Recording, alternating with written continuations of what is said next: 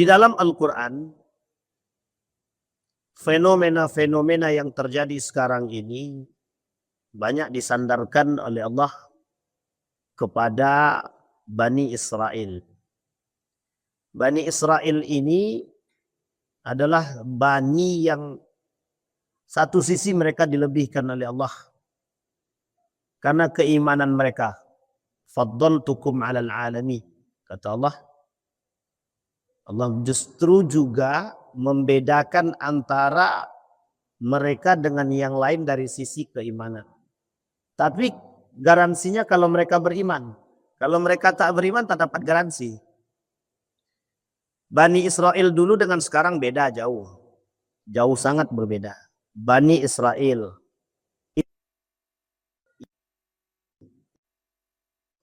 ini empat-empatnya berbeda.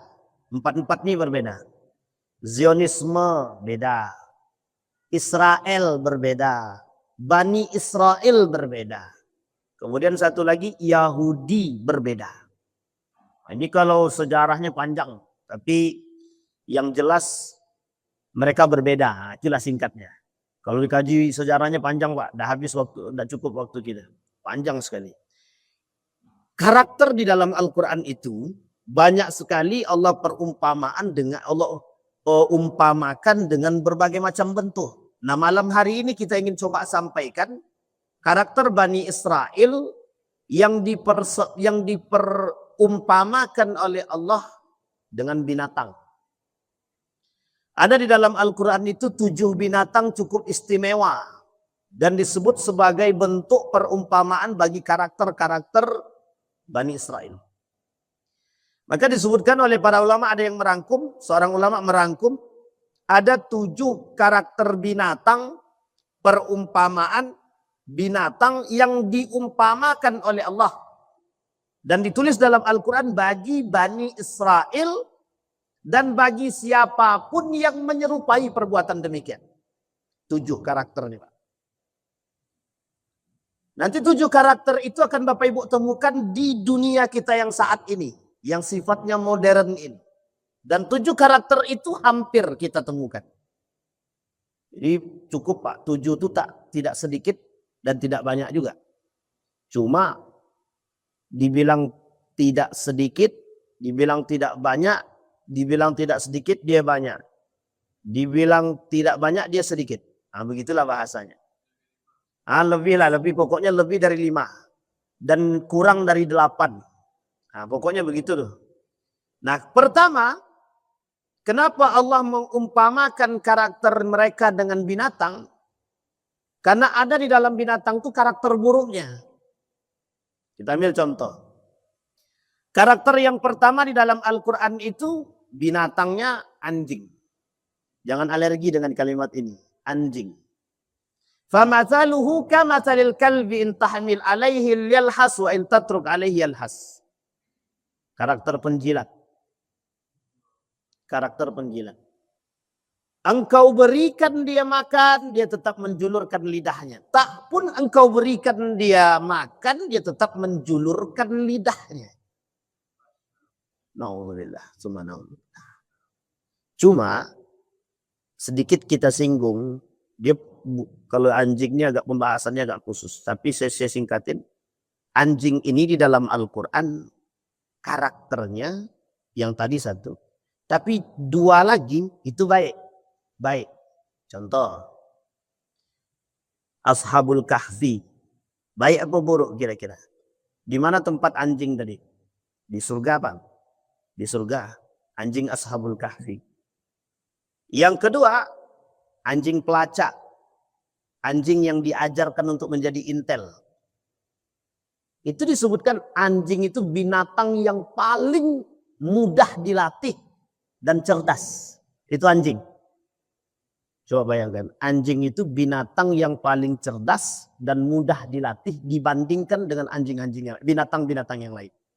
Makanya anjing ini selalu dijadikan hewan untuk berburu dan hewan untuk mencium. Jadi intel. Hidungnya tajam. Itu anjing. Di dalam Al-Quran disebutkan 3 karakter itu. Satu di antara 3 karakter yang terakhir itu adalah itu tadi. Yang saya sampaikan tadi. Menjulurkan lidahnya meski dikasih atau tidak dikasih. Maksudnya apa? Ada maksudnya, ada. Bagi orang yang suka memperjualbelikan agama atau menjadikan agama untuk, mohon maaf, ladang kepentingan pribadi. Saya tidak mau membicarakan terlalu jauh, tapi bahasa sederhananya, orang kerjaan kalau menjual beli agama, dia jadikan agama sebagai sandaran untuk mencari kepentingan dan, mohon maaf, memperkaya diri sendiri, menjual agama, isu sara demi kepentingan politik dan lain sebagainya. Mohon maaf, tidak berbeda dengan apa yang kita sampaikan malam hari ini. Karena di dalam ayat ini sandarannya itu. Turunnya ayat ini disebabkan karena banyak orang-orang yang memperjualbelikan agama ketika itu. Bani Israel itu. Jadi gara-gara agama, yang penting kantong kami tebal. Tidak apa-apa agama kami jual. Nah, itu bahasanya. Bahasanya begitu. Kalau bahasa lebih lugasnya adalah bid'atun fid din, kata Yusuf Al-Qaradawi, bid'ah dalam agama. Itu dalam bahasa Yusuf Al-Qaradawi. Dalam bahasa Imam Al-Ghazali, syubhatun fid din. Ada subhat dalam urusan agama. Jadi pembahasan ini khusus. Kembali kepada poin tadi.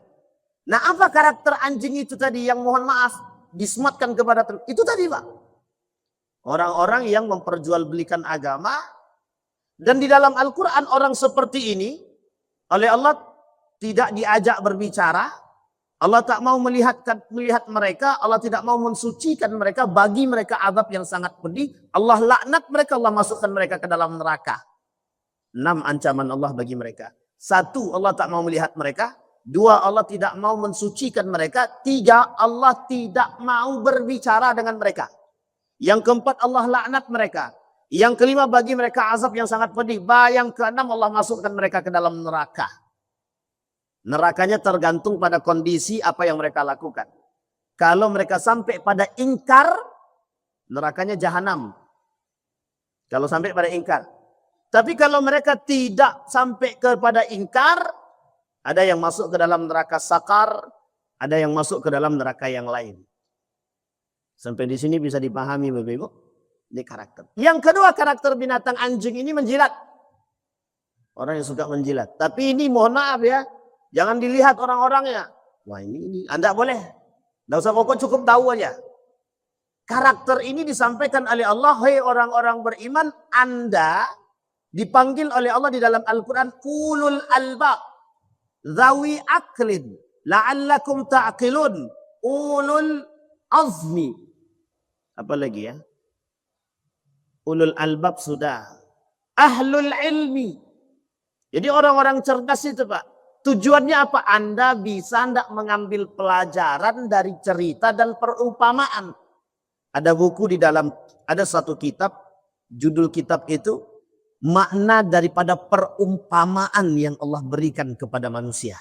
Salah satunya tentang binatang tadi. Mengapa Allah mempermisalkan manusia dengan binatang? Ada nyamuk, ada anjing, ada babi. Itu ada, Pak. Mengapa Allah permisalkan? Nah, itu yang perlu kita ambil. Nah, satu buku kitab tersebut membahas mengapa Allah mengumpamakan itu. Ingin memberikan kepada mereka bahwa Anda orang berilmu berbeda dengan binatang. Salah satu kelebihan Anda sebagai manusia yang Allah berikan adanya akal. Untuk membedakan kemuliaan Anda dengan binatang tadi, Anda diberikan akal. Makanya ketika binatang punya mata, Anda punya mata. Perbedaan mata kita dengan mata binatang cuma satu, Pak. Binatang dia matanya melihat, mau baik mau buruk dia tidak mikir. Tapi manusia diberikan mata melihat dan memandang yang baik. Apa hukumnya memandang istri orang? Haram, Pak. Mau sengaja tak sengaja haram. Tak sengaja ke Ustadz, ya tak sengaja itu tergantung juga. Kalau tak sengaja begini tapi dipelototin, Pak, itu tidak ada urus tak sengaja itu, Pak. Kan ada peribahasa, bukan peribahasa, ada petuah mengatakan nih, ketika melihat bini orang, kalau mata nih tidak berkedip, insya Allah tidak dosa, maka jangan kedipkan, katanya. Kalau berkedip langsung dosa, tidak ada, Pak, tidak ada itu. Itu tidak sah itu, petuah tak sah itu, jangan diikuti, Pak. Jadi zaman kita kecil dulu, kalau nampak dia tak sengaja tertengok, Ada orang-orang yang berpakaian seksi, jangan kedipkan mata. Kalau kedipkan mata dosa, kata. Itu masalah itu. Sesat itu, Pak. Sesat. Kalau tahu itu buruk, turunkan ke bawah. Makanya Imam Ghazali, Imam Syafi'i itu jalannya tunduk ke bawah, telinga ditutup. Diambil kapas sama Imam Syafi'i, tutup telinganya. Pandang ke bawah. Jangan pandang ke depan. Karena setiap memandang ke depan mesti banyak komentar yang dikeluarkan. Kan itu karakter manusia sekarang, Pak. Ada anak manusia sekarang ini yang mau berhenti berkomentar tentang orang lain? Sulit kali mencari manusia yang tak mau berkomentar, Pak. Rata-rata komentar aja. Nampak sedikit komentar, nampak buruk sedikit komentar. Tengok masjid itu. Harusnya masjid ini tidak kayak gini. Dia tahu komentar aja. Nah, itu karakter manusia. Bisa dipahami Bapak Ibu ya. Maka perbedaan kita itu akal. Dan perbedaan kedua, akal yang diberikan itu Bapak Ibu ada namanya validasi, verifikasi dengan hati yang disebut dengan qalbun. Ala wahyal qalbu, hati. Nah, hati inilah yang akan berbicara. Anda maunya akal Anda ini sejalan dengan hati atau sejalan dengan nafsu. Tinggal Anda pilih. Yang memilih kita. Kalau imannya lagi kuat, mesti hatinya yang berbicara. Tapi kalau setannya lebih kuat, mesti mohon maaf, nafsunya yang lebih tinggi. Bisa dipahami Bapak Ibu ya? Nah, pertanyaannya adalah, setiap perumpamaan di dalam Al-Quran itu apakah ada kaitannya dengan nafsu? Ada. Rata-rata perumpamaan yang Allah berikan itu berkaitan dengan nafsu. Itu yang pertama. Karakternya anjing. Apa kata Allah di dalam Al-Quran? Walau syi'na la rafa'nahu biha walakinnahu akhlada ilal ardi wa atba'a hawahu. Kalimat selanjutnya Pak. Wa atba'a hawahu. Mereka memperturutkan hawa nafsu mereka. Famasaluhu kamasalil kalbi. Permisalan mereka seperti binatang kata Allah. Seperti anjing kata Allah. Apa kalimat selanjutnya? Intahmil alaihi yalhas au tatruk alaihi yalhas. Mereka dikasih atau tidak dikasih, anjing itu tetap akan menjulurkan selalu ingin meminta, selalu ingin menjulur apapun. Jadi Bapak Ibu, ada karakter manusia sekarang ini. Mohon maaf jangan tersinggung Bapak Ibu. Karakter manusia sekarang ini ketika mereka terlalu cinta dengan harta, apapun akan mereka lakukan untuk mendapatkan posisi. Saya minta maaf Bapak Ibu. Karena hal begini ini biasa kita lihat. Bapak Ibu, saya cuma mengajak kepada Bapak Ibu semua. Jangan normalisasikan perbuatan-perbuatan seperti ini. Sekalipun banyak yang melakukan. Jadikan kita orang yang menolak perbuatan itu. Apa contohnya? Mau naik jadi guru kepala sekolah misalkan. Harus bayar 10 juta. Atau rela melakukan perbuatan-perbuatan yang tidak senonoh bahkan syirik. Datang ke dukun. Hanya untuk mengamankan posisi. Saya cerita ini Pak, fakta aja Pak. Saya tak pernah bercerita yang mohon maaf. Ini saya cerita ini fakta-fakta saja. Beberapa waktu yang lalu itu ada orang ceritanya ke saya. Unik juga. Wan, saya dapat transferan duit berapa 10 juta. Dari siapa si A. Ngapain dia? Minta amankan kursi kepala sekolah katanya. Coba bayangkan. Untung dia cerita sama saya. Kenapa untungnya? Bisa saya ceritakan kemana-mana. Tapi kan saya tak sebutkan. Artinya dalam bentuk motivasi bagi orang untuk meninggalkan perbuatan tersebut. Pertanyaannya adalah, kok kenapa harga diri kita dan iman kita kok senilai 10 juta Pak? Mohon maaf Pak, rendah betul. Jangan tanggung-tanggung Pak kalau mau buat dosa itu. Besar kecil sama dosanya Pak. Jadi jangan tanggung-tanggung. Itu baru satu Pak, baru satu. Dan mohon maaf, apalagi semenjak zonaisasi sekolah, pakai zona-zona, wow itu minta maaf. Artinya hal-hal begini dijadikan seperti biasa, suap menyuap biasa. Dan unik lagi Pak, mohon maaf, orang-orang yang punya kekuasaan itu mbok yo sadar, mbok yo tobat gitu loh. Jangan Nggak usah mau, sekalipun Anda punya kekuasaan, jangan karena hutang budi, mohon maaf ya, jangan karena hutang budi. Kenapa hari ini banyak orang yang berada di posisi yang memang bukan ahlinya mereka? Karena hutang budi. Misal, saya mendukung si A jadi gubernur. Jadi dia datang saya kepada gubernur tadi. Posisi saya di mana kira-kira? Oh, Bapak di ini aja, menteri di dinas pendidikan aja. Padahal saya bukan di dinas pendidikan, saya orang ekonomi. Hancur enggak kira-kira? Hancur enggak kira-kira? Hancur, Pak. Idza wusidal amru ila ghairi ahli fantazir sa'a. Kehancuran umat ini salah satunya itu, Pak. Yang bukan ahlinya duduk di bidang mereka, yang tidak bukan ahlinya, Pak.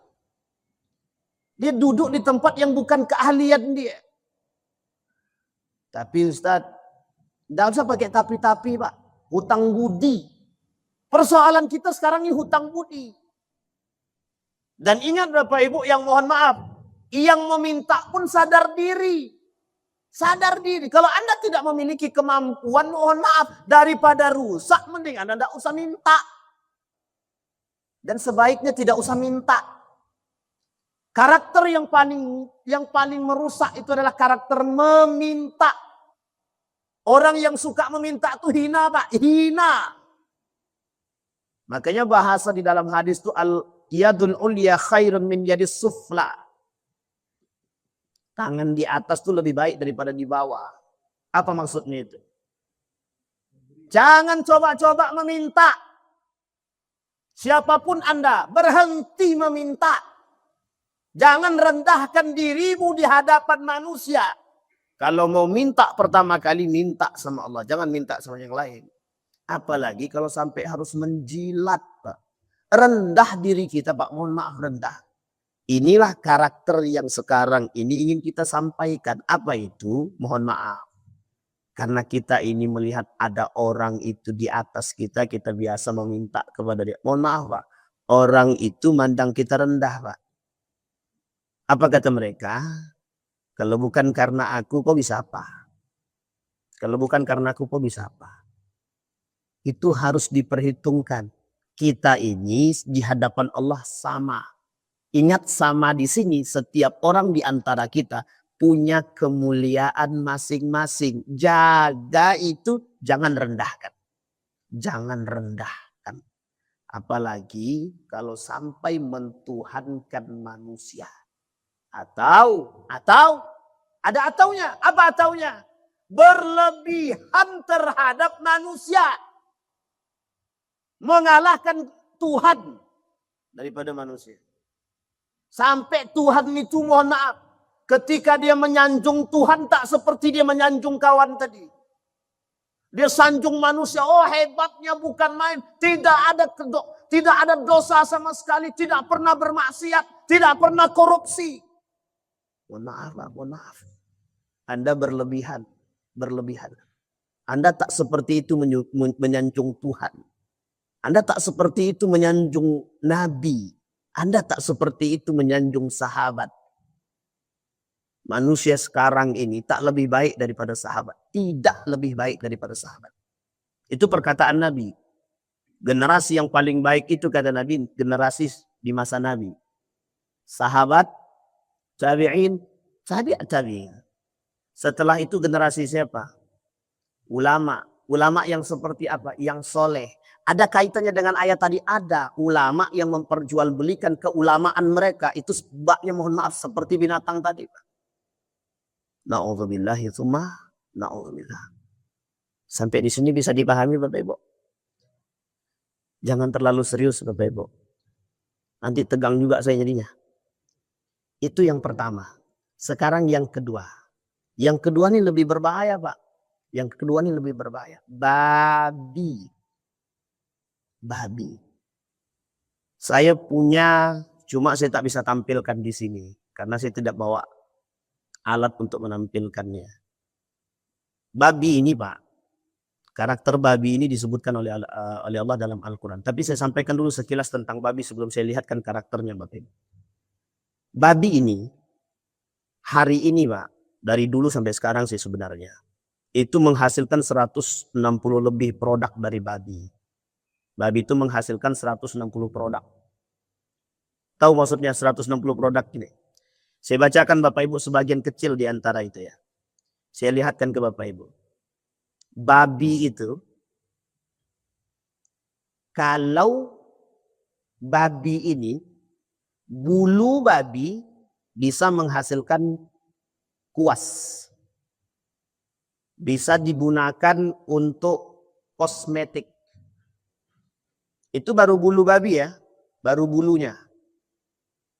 Sekarang saya lihat ini, biar Bapak Ibu juga bisa melihat. Saya bacain aja sedikit.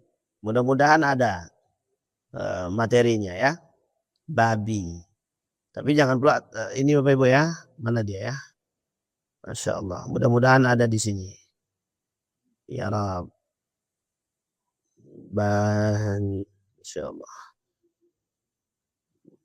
Dia tidak bisa, kalau bisa ditampilkan bagus ini. Ya, oh ini, oke, baik. Nah ini dia. Saya bacakan Bapak Ibu ya, babi. Apa saja yang dihasilkan dari babi? Ini sedikit aja nih, tidak usah banyak. Baik. Babi. Oke. 1. Bulu babi.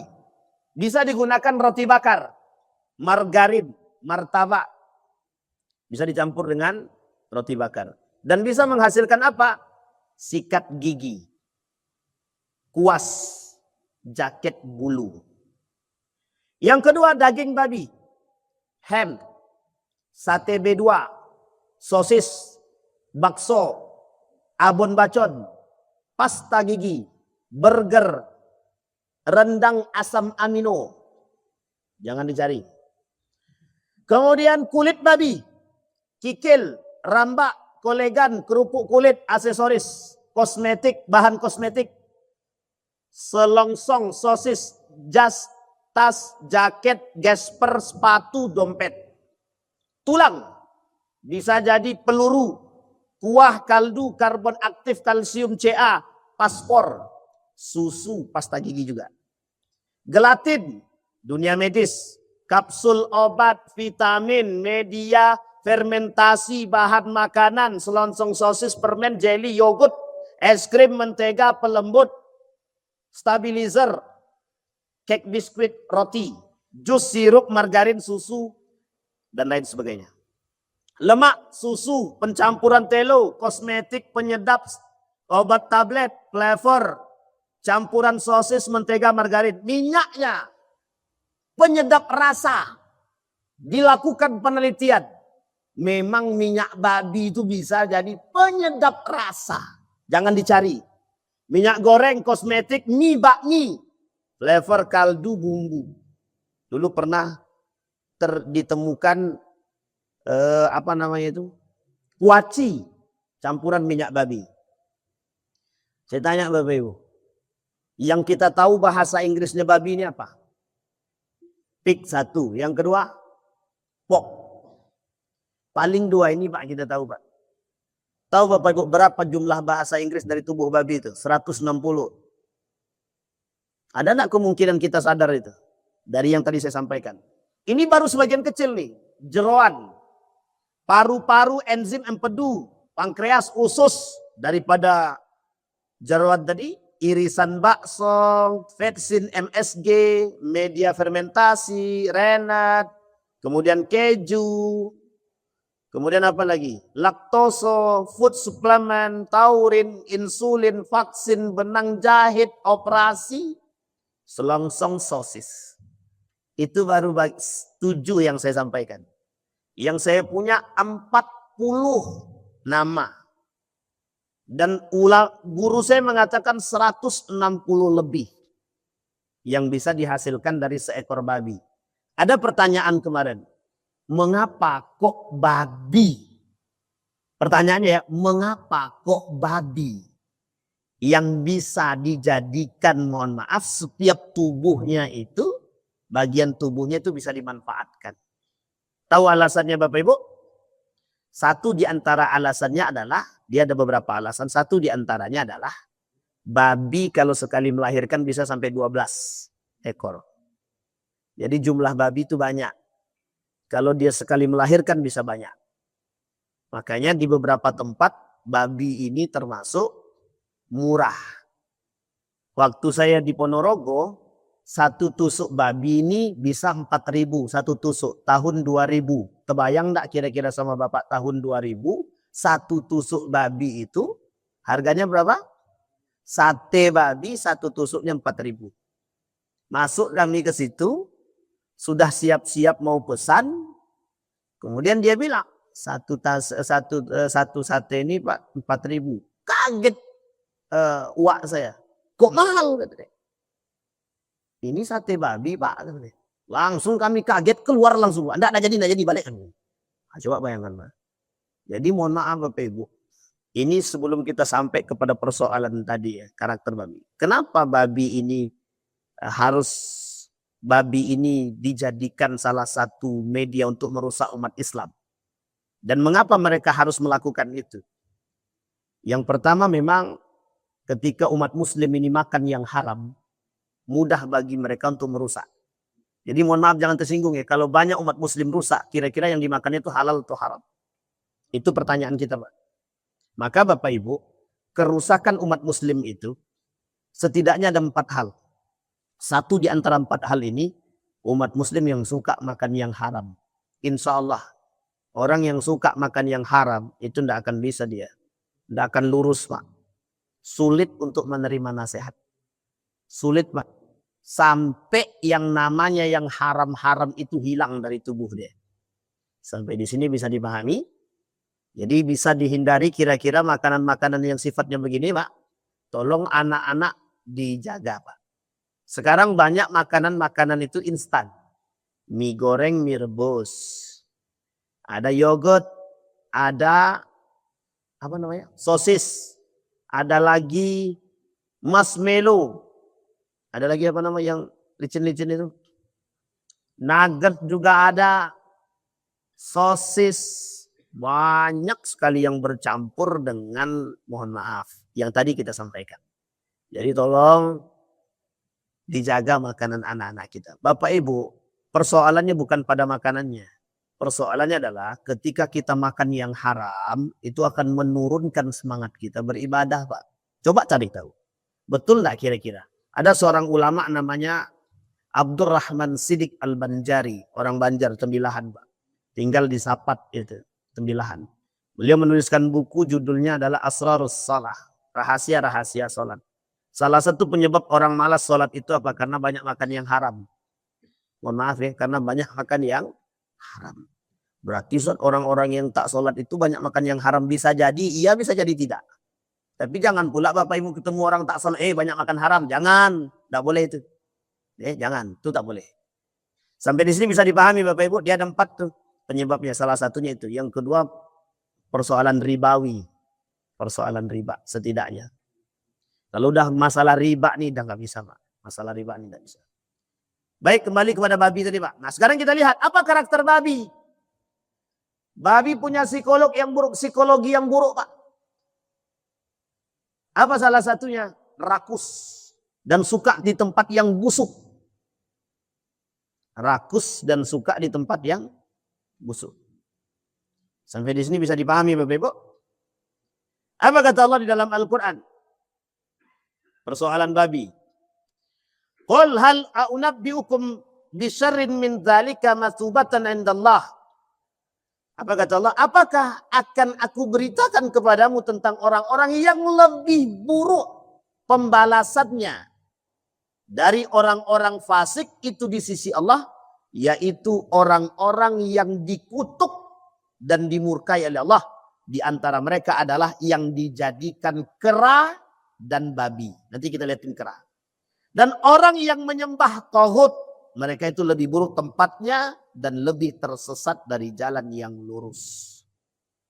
Salah satu karakter babi hampir mirip dengan kera. Nah ini sekaligus binatang yang ketiga. Kera, monyet. Baru ada lagi nama lain daripada itu? Apa Pak? Ciga. Iya pula Ciga. Monyet, beruk, ciga. Entahlah, terserahlah itu. Pokoknya itulah. Salah satu di antara karakter yang melekat kepada mereka rakus. Rakus. Rakus ini di bawahnya serakah. Tapi rakus dalam bahasa Arab namanya hirsun.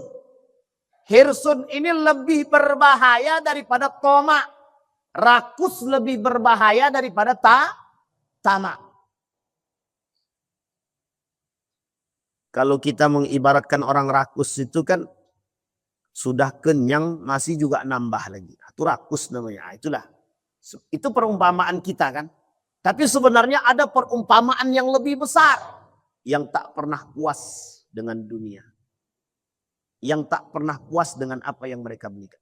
Itu Allah katakan dalam hadisnya Pak. Dalam hadis Qudsi. Yang dinukil oleh Nabi. Wa idza radita bima qasamtuhu laka arahtu qalbaka wa badanaka, kata Allah. Kalau kalian ridho dengan apa yang aku berikan, aku buat hati kalian dan badan kalian setenang mungkin. Tapi ingat kata Allah, wa illam tarda bima qasamtuhu laka fa wa izzati la usallitanna 'alaika dunya. Apa kata Allah? Kalau kalian tidak ridho dengan apa yang aku berikan, kata Allah, demi kemuliaanku, kata Allah, tidak akan pernah aku buat kalian nyaman dan akan aku buat kalian sesibuk mungkin dengan urusan dunia dan mereka lupa dengan diriku, kata Allah. Jadi Bapak Ibu mohon maaf. Kita ini harus banyak-banyak beristighfar, banyak-banyak sadar. Kalau Dr. Mawardi bilang sama Ustaz Adi Hidayat itu, dunia ini semakin dikejar deh Pak, semakin menjauh deh. Cobalah, kejarlah dunia, semakin menjauh. Tapi coba Bapak tidak kejar. Ini cerita nyata Pak. Ada seorang manajer batu bara asli Riau, asli Sumatera Barat. Berangkat umroh dia, pulang dari umroh dipecat Pak. Dari manajer batu bara itu dipecat. Tapi karena dia baru pulang umroh, masih ada sisa-sisa iman dalam diri dia. Apa dia kata? Bismillah ya Allah. Aku tak akan ngemis kepada manusia. Tidak akan. Mulai hari ini aku tak akan ngemis kepada manusia. 2 tahun Pak nganggur Pak. Hampir terjebak dia. 2 tahun nganggur, hampir terjebak dengan urusan ribawi. Artinya Allah ingin bersihkan nih harta dia selama 2 tahun ini Pak. Setelah itu, apa yang dia lakukan? Setiap waktu dia cari pekerjaan yang lebih halal Pak. Allah jawab Pak, Allah jawab. Tahun ketiga Allah jawab. Datang orang satu persatu menawarkan pekerjaan. Dari yang kecil sampai yang besar. Sekarang dia punya 2 perusahaan batu bara. Tidak bermain dengan bank konvensional sedikit pun. Bahkan tidak bermain dengan bank manapun. Pertanyaannya anak kok bisa? Kenapa? Apa kata dia? Dia jawab Pak, saya tanya langsung. Kebetulan dia datang ke Riau, ke Pekanbaru, saya tanya, kenapa? Semakin dunia itu dikejar Ustaz, semakin dia menjauh. Coba semakin dicuekin aja Pak. Cuekin aja kan. Tinggalkan aja. Artinya dekatkan kepada Allah, jangan terlalu engkau pandang dunia tadi. Mereka ngejar terus Ustaz. Bahkan banyak sekali perusahaan sekarang ini yang datang menawarkan diri, kerjasama dan lain sebagainya dengan berbagai macam bentuk. Saya bilang, hati-hati. Cobakan juga selalu datang ketika kita. Jadi Bapak Ibu, ujian itu bukan hanya keburukan. Kebaikan itu juga ujian. Jadi dua-duanya itu ujian Pak. Jadi dia bilang sama saya, semakin dunia itu dikejar, semakin dia menjauh. Tapi coba kita cuekin gitu. Semakin dia datang. Dan itu rezeki yang tidak pernah kita bisa lupakan. Dan itu betul Bapak Ibu. Apa yang mau dicari di dunia ini? Tidak ada Pak. Coba Bapak Ibu bayangkan. Ada seorang bapak-bapak pendapatan per bulannya 1,8 miliar dari jualan karpet. Jualan karpet. Tidak bisa tidur di atas kasur yang empuk. Ujung-ujungnya tidur di atas karpet Pak. Di atas lantai biasa. Yang karpetnya karpet tikar. Yang kalau orang Jawa itu tikarnya tikar apa itu namanya itu. Nah itulah pokoknya. Pakai sendal enggak bisa Pak. Kalau enggak pakai sendal swallow. Kalau pakai selain daripada sendal swallow kakinya gatal. Coba terbayang enggak sama Bapak Ibu begitu. 1,8 miliar per bulan. Enggak bisa Pak. Akhirnya apa yang terjadi? Ada seorang yang punya, pokoknya dia karib kerabat lah dengan seorang Dahlan Iskan itu. Kebetulan saya ada dekat dengan salah seorang pengusaha itu di Jawa itu waktu saya di Yogyakarta. Dan kebetulan beliau kerabatnya bahkan masih keluarga dengan Dahlan Iskan. Semakin dia menggelontorkan dananya untuk panti asuhan, semakin usahanya bertambah di mana-mana. Sampai dia bingung gimana lagi di saat ini. Kemana lagi kami cuma mau keluarkan duit nih lagi katanya. Hampir semua panti asuhan satu kampung di kabupaten dia itu sudah disalurkan sama dia, dibantu terus sama dia semua. Semakin kaya dia Pak. Akhirnya apa dia kata, aku wakafkan aja semua kekayaan aku ini Ustaz untuk di jalan Allah, dakwah di madrasah-madrasah. Jadi banyak sekali pondok pesantren binaan dia Pak. Dan unik Pak, ada namanya Salman Ar-Rajhi. Pernah dengar Pak Sulaiman Ar-Rajhi? Sulaiman Ar-Rajhi ini yang punya Bank Ar-Rajhi, Saudi Arabia. Itu Pak wafat dengan rumah kontrakan. Padahal dia punya aset itu triliunan. Bank Ar-Rajhi itu yang Bapak Ibu kalau datang ke sana, kalau mau ngambil duit cukup bawa ATM dari sini, tak perlu tukar duit di sini. Sampai ke Mekah, ke Saudi itu Bapak Ibu tinggal masukkan ATM kita yang ada tulisan visanya, itu keluar tuh Pak. Termasuk yang paling murah. Jadi Pak, itu bank pertama kali syariah di Saudi Arabia itu. Apa kata dia? Semuanya diwakafkannya untuk madrasah. Ada madrasah, jamiah dan sekolah-sekolah macam. Nah itu Bapak Ibu, dia juga menyampaikan dalam wawancara itu. Dunia jangan dikejar. Kalau dikejar capek. Sampai di sini bisa dipahami Bapak Ibu ya. Nah, baik, kita kembalikan. Jadi Bapak Ibu rakus. Dan ada karakter buruk daripada babi adalah suka di tempat-tempat yang buruk. Mohon maaf. Ini bahasa ini bukan hanya tempat buruk itu. Bukan hanya tempat sampah yang dimaksud. Bukan. Bukan hanya itu. Ada yang lain, ada. Di tempat perkumpulan manusia-manusia bermaksiat kepada Allah. Contoh, perkumpulan para koruptor. Masuk kita di situ.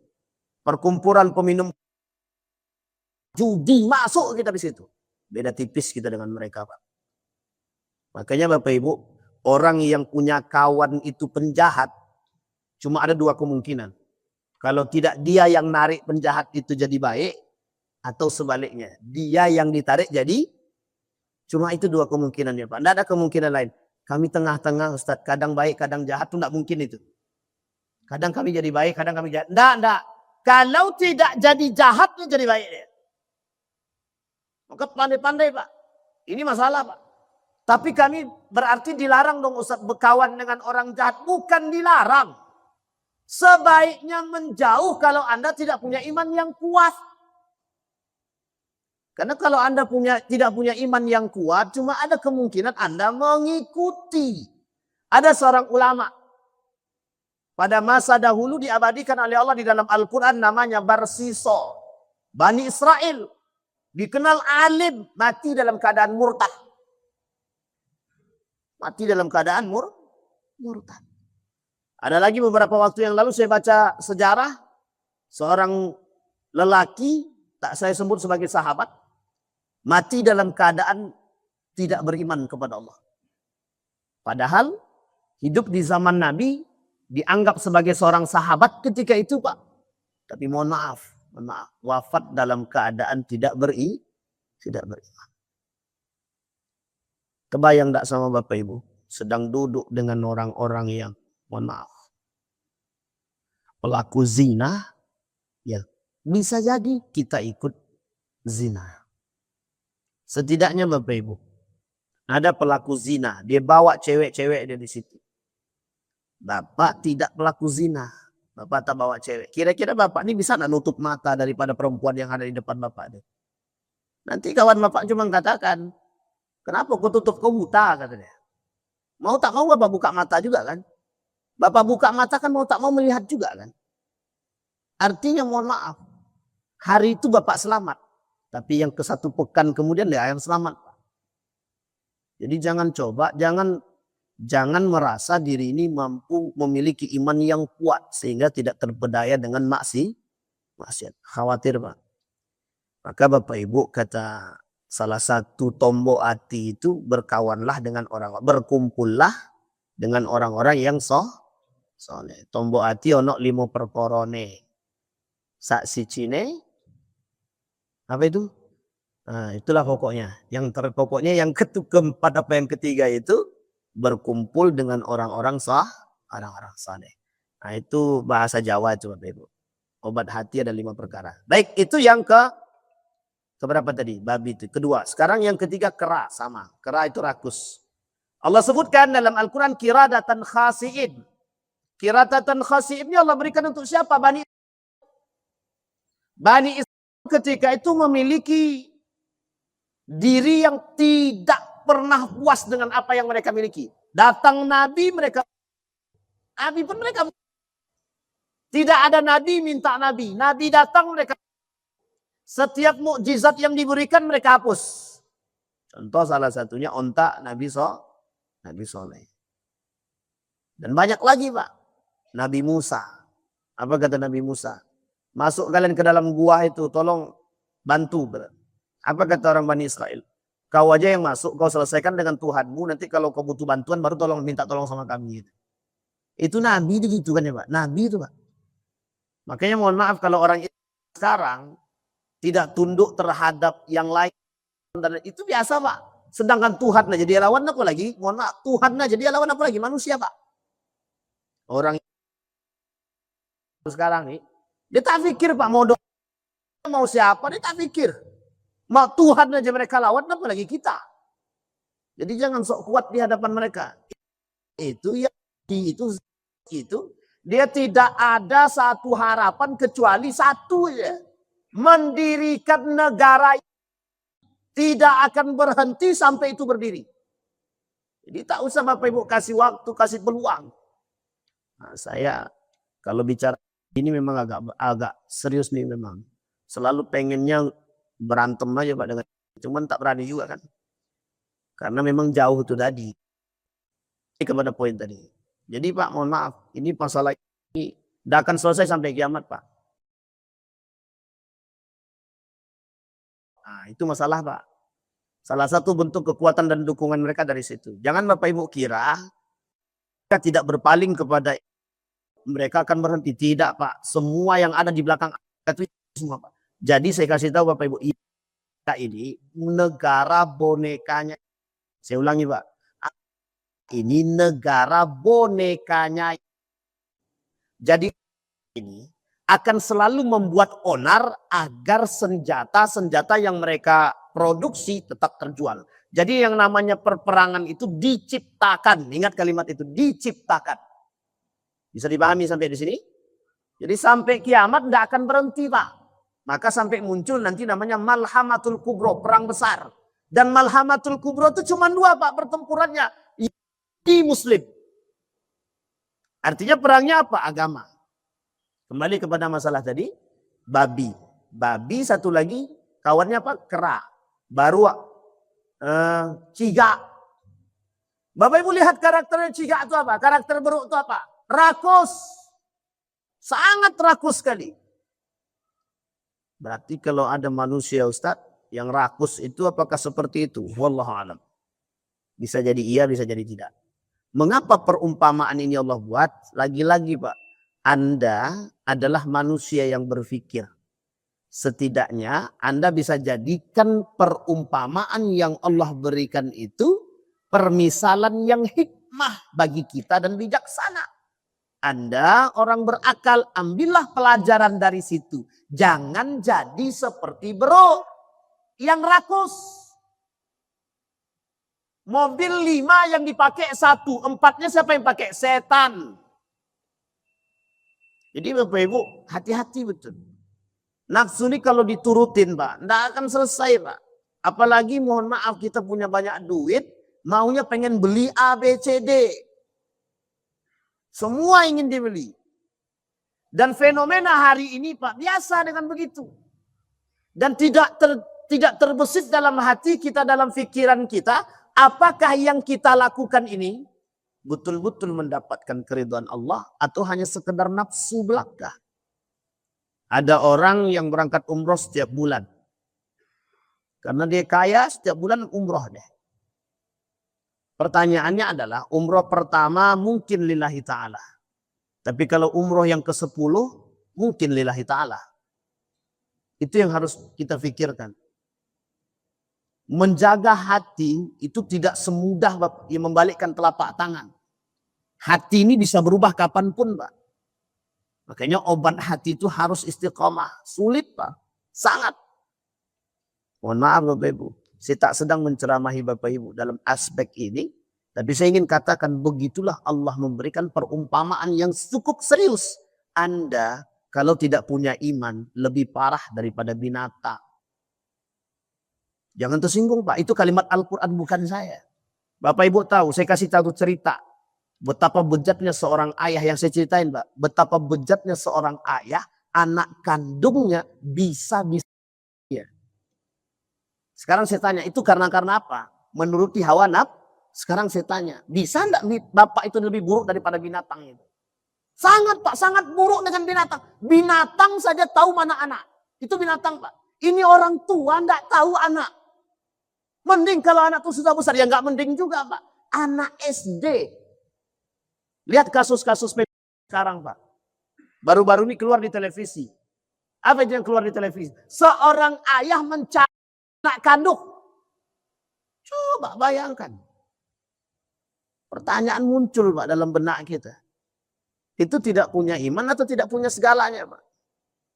Apa yang pantas diberikan kepada orang seperti itu kira-kira? Bisa dipahami Bapak Ibu? Saya ingin ceritakan sama Bapak Ibu. Di dalam Al-Quran itu Bapak Ibu ada satu ayat.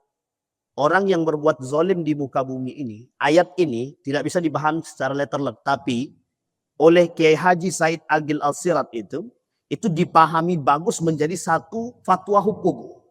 Apa kata dia? Ada satu ayat di dalam Al-Quran, orang yang berbuat zalim itu jenazahnya itu disalib atau dibuang dari bumi ini Pak. Au yunfau minal ardi kata Allah, dibuang. Bahasa ini itu pernah disampaikan, Nabi pernah tidak mensolatkan, mohon maaf, jenazah koruptor. Ada dulu pada masa Nabi hidup di zaman Nabi, ada seorang yang korupsi baju besi. Tidak disolatkan sama Nabi. Maka oleh Kiai Haji Said Agil Sirat ini, dalam pembahasan Nahdlatul Ulama ketika itu, sempat dikatakan Pak, apa hukumnya mensolatkan jenazahnya koruptor? Nabi tak mau mensolatkan.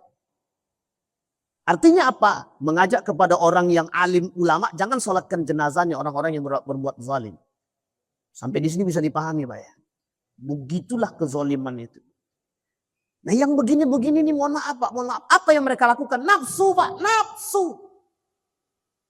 Rela mengorbankan anak demi mohon maaf jabatan dan kekuasaan. Ini pernah juga terjadi Pak. Seorang ayah yang korupsi yang dipenjara anak kandungnya. Seorang ayah yang korupsi yang dipenjara anak kandungnya. Terbayang gak sama Bapak Ibu itu? Pertanyaan itu ayah seperti apa? Dijawab sama ayahnya, kalau aku yang masuk penjara tidak bisa, kau tidak akan mungkin bisa membebaskanku. Tapi kalau kau yang masuk penjara, aku bisa bebaskan. Coba bayangkan. Pernah juga terjadi di salah satu daerah, Pak. Tidak di Riau, di Indonesia. Itu pernah terjadi. Seorang anak dari seorang bos, orang berkuasa, nabrak anak orang. Yang disuruh masuk penjara siapa? Supirnya. Yang nabrak siapa? Anaknya. Bos ini punya anak dan punya supir. Anaknya yang nabrak, supirnya disuruh masuk penjara. Zalim enggak kira-kira begitu? Sampai di sini bisa dipahami Bapak. Itu kalau manusia rakus. Pak.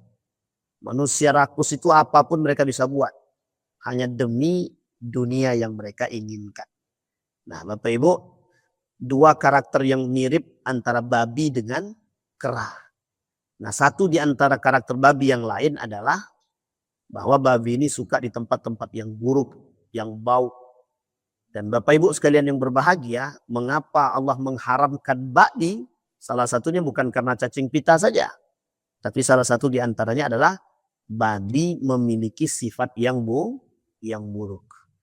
Nah, saya kira itu Bapak Ibu sampai pada permisalan yang ketiga, mudah-mudahan Allah mudahkan, Allah jauhkan kita dari sifat-sifat seperti ini, Semoga kita bisa mengambil pelajaran dari cerita-cerita dan perumpamaan yang Allah berikan di dalam Al-Quran agar semakin menambah keimanan kita dan rasa takut kita kepada Allah. Semoga kita termasuk orang-orang yang bertakwa. Amin ya rabbal alamin. Fa'tabiru ya ulil absar la'allakum tuflihun. Assalamualaikum warahmatullahi wabarakatuh.